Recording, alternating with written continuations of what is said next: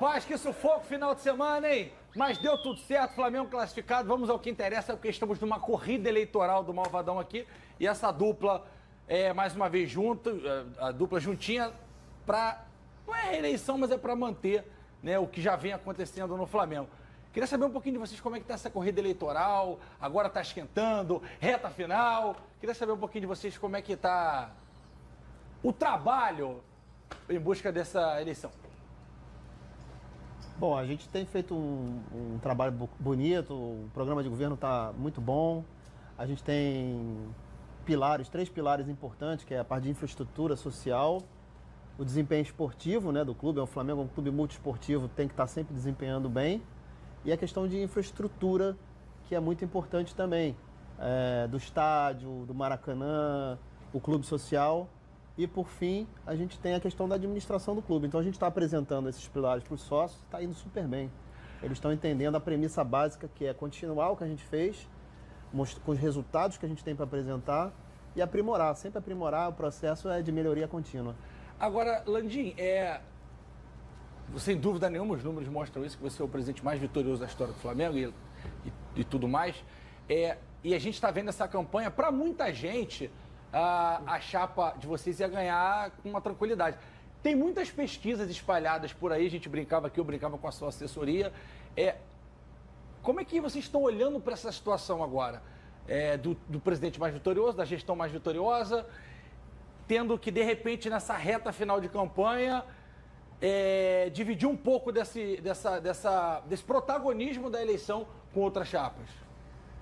É muito difícil, tá certo, a gente poder dedicar tempo de fato para a campanha, porque o clube está lá, a gente precisa estar no dia a dia tocando todas as rotinas que a gente tem menos tempo para poder fazer isso do que os demais candidatos e, na verdade, o que eu procuro fazer é auxiliar aqui o Rodrigo na medida do possível, né? Mas assim, a gente, em relação às pesquisas que você está falando, a gente acredita que, e tem a expectativa de que no final das contas, quer dizer, os sócios venham, vamos dizer assim, a referendar, quer dizer, esse trabalho que vem sendo feito já há 5 anos e quase 10 meses, e que teve no Rodrigo, vamos dizer assim, um grande parceiro de primeira hora, a pessoa que estava ao meu lado o tempo todo, quem participou, vamos dizer assim, das grandes decisões, em todos esses pilares que ele falou e que levaram o Flamengo da condição que a gente pegou em 2018 até a situação que a gente está hoje, em 2024. Né? Muito bem, Flávio Amêndola, nós temos temas. Sim, O senhor vai seguir o tema estádio? Vou ou o senhor seguir. tem outra pergunta, Flávio Amêndola? Não, eu vou seguir o tema estádio. Primeiro, dando boa tarde ao presidente Rodolfo Landim e ao Rodrigo Dunst também. A gente sabe que, muito provavelmente, tudo vai sair da melhor maneira possível envolvendo a construção do estádio, né? Mas eu vejo uma preocupação muito grande, especialmente do torcedor, se o valor que vai ser investido no estádio, se isso vai influenciar na montagem do elenco. E aí eu queria saber de vocês, o que vocês pensam sobre isso. E assim, claro que a ideia de vocês é inaugurar o estádio lá em 2029, no dia do aniversário do clube. Já tem alguma ideia do que pode vir a ser o nome do estádio? Se vai ser algo que vai ser vendido, se o torcedor... Não invente nicknames, porque vai ter name. Mas o torcedor vai ter que criar o nome dele. E aí eu queria saber se já havia uma conversa entre vocês nesse sentido. Vou começar aqui respondendo, né? Basicamente é importante essa sua pergunta, né, para desmistificar muita mentira que tem sido falada no clube, né? Se é uma coisa que eu acho que essa administração, ela tem, vamos dizer assim, credibilidade em termos de gestão financeira. E quando chega nas eleições, começa muito fake news, muita conversinha fiada, entendeu? De dizer que não, estamos tendo descontroles, não é bem assim, isto vai acabar afetando, não vai acabar afetando absolutamente nada. Vou pegar grandes números para você que a gente conseguiu tirar do projeto, né? Um terreno como aquele ali, do gasômetro, custaria não só o terreno, mas o potencial construtivo, ou seja, o direito de construir o estádio, sairia por algo como 600, 700 milhões num orçamento que você fosse fazer de um projeto.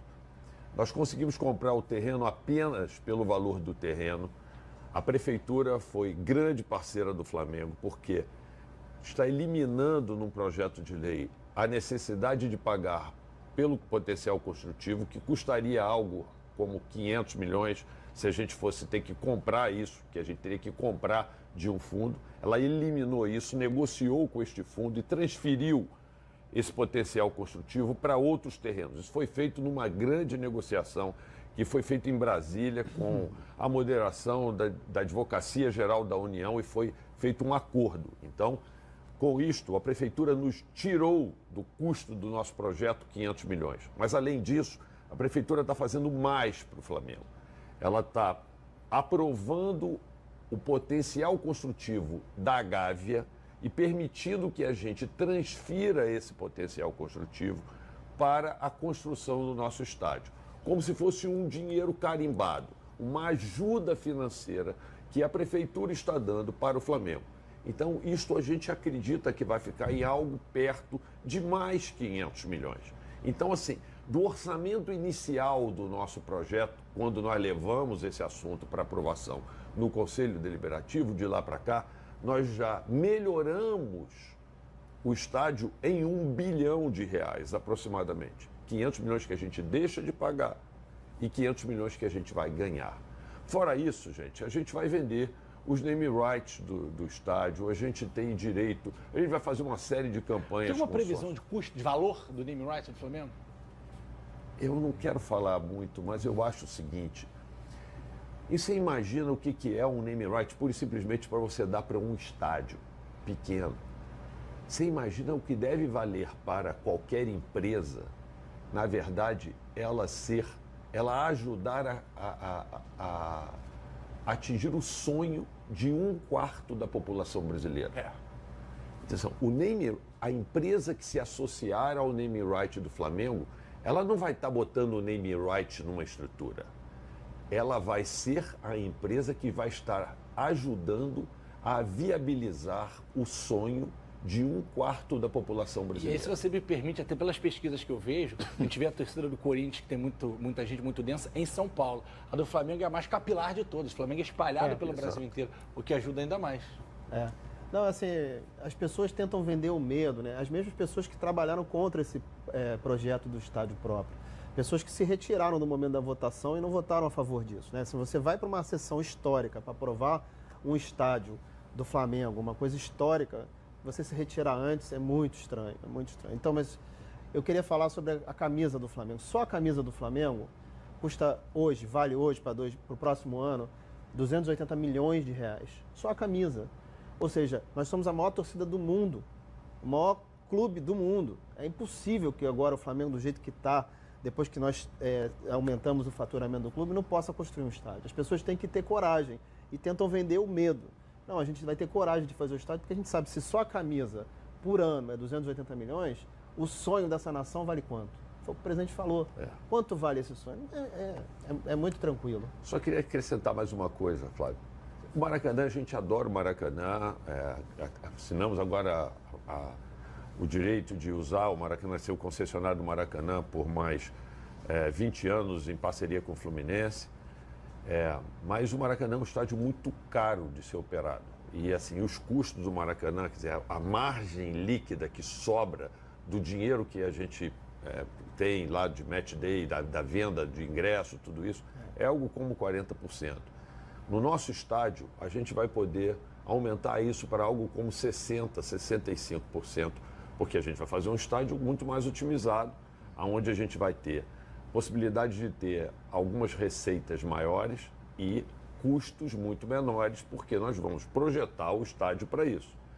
Então, só esta margem a mais de recursos que você hoje não tem, essa margem líquida que vai ser acrescida na operação do dia a dia do estádio, já vai nos permitir muita coisa. Agora, tem uma série de outras iniciativas que a gente não pode nem, talvez, citar aqui, que já estão sendo feitas, né? A gente já está conversando com... Bom, até eu vou contar uma aqui, que não tem problema. Mas, assim, por exemplo, a gente sabe que a NFL, por exemplo, está querendo vir para o Brasil. A gente já tem uma conversa, eu conversei com o próprio prefeito, estou querendo fazer um jogo no Maracanã, não no próximo ano, mas no ano subsequente. Pede para ser o Green Bay Packers de novo, por favor. Porque você não deu ruim contra o Eagles lá. Perdeu, no estádio precisa voltar deles. mais. É porque foi lá. Se fosse no Maraca, dava gente. Pois é, então vai ser de 2026, a gente já deve ter no calendário do Maracanã. Mas a ideia é que eles querem fazer uma parceria conosco também, estão discutindo conosco nosso estádio, por exemplo. Já discuti. Aí, claro que isso vai ter que ser levado em conta no tamanho dos vestiários, porque são muito mais jogadores e tudo isso. Mas, no caso do estádio do Tottenham, por exemplo, no qual eles fizeram essa parceria, boa parte do estádio foi paga com recursos da NFL para jogar um jogo por ano lá. Caramba. Então, assim, tem coisas que a gente pode fazer de dinheiros que ainda não existem e que nós vamos procurar estruturar e que eu tenho certeza absoluta que vão maximizar, na verdade, as receitas do Flamengo no futuro sem aumentar os custos. Então, assim, cara, é uma coisa óbvia, entendeu? E que é inacreditável que tenha gente trabalhando contra. Assim, é impressionante como, nesse momento que a gente vive político, essa coisa acontece. Bom, só para você entender que está em casa que não entende essa coisa da NFL, o Brasil é o terceiro país que mais consome, tá? Estados Unidos naturalmente em primeiro, México em segundo, Brasil em terceiro. Ah, mas porque o Brasil é muito grande, gente, então proporcionalmente tem muita gente que assiste. Obviamente é um mercado muito promissor e muito fértil para eles, visto o desespero que foi para conseguir ingresso na NFL. Só conseguimos porque papai Alex comprou um camarote da Superbet, aí fomos todos tomar um together lá.